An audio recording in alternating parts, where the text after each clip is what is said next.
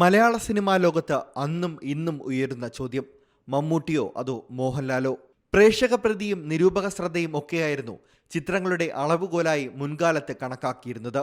എന്നാൽ ഇന്ന് എത്ര നാൾ പടം തിയേറ്ററിൽ ഓടി എന്നതിന് പ്രാധാന്യം കുറഞ്ഞു വരികയാണ്. ബോക്സ് ഓഫീസിലുണ്ടാകുന്ന മാറ്റങ്ങളാണ് എല്ലാവരും സസൂക്ഷ്മം നിരീക്ഷിക്കുന്നത്. എത്ര കളക്ഷൻ നേടി, ഓപ്പണിംഗ് കളക്ഷൻ എത്ര, വീക്കെൻഡിൽ എത്ര കോടി, വർക്കിംഗ് ഡേയിൽ എത്ര ലക്ഷം, ഗ്രോസ് എത്ര, ഗ്ലോബൽ എത്ര എന്നിങ്ങനെ നീളുന്നു സിനിമാ പ്രേമികളുടെയും ആരാധകരുടെയും സിനിമാ ചർച്ചകൾ. പല വിഭാഗങ്ങളിലായാണ് കളക്ഷൻ റെക്കോർഡുകൾ കണക്കാക്കുന്നത്.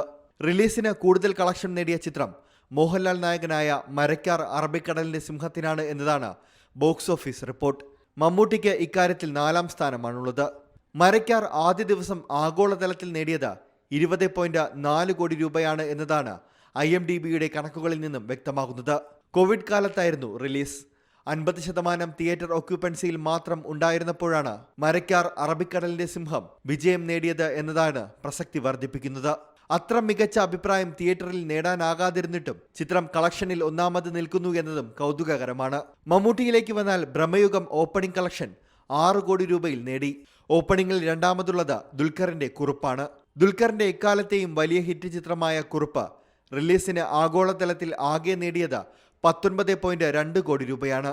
മൂന്നാമതുള്ള ഒടിയൻ റിലീസിന് 18.1 കോടി രൂപ ആഗോളതലത്തിൽ നേടിയപ്പോൾ മമ്മൂട്ടിയുടെ ടർബോ 17.3 കോടി രൂപയാണ് നേടിയിട്ടുള്ളത്.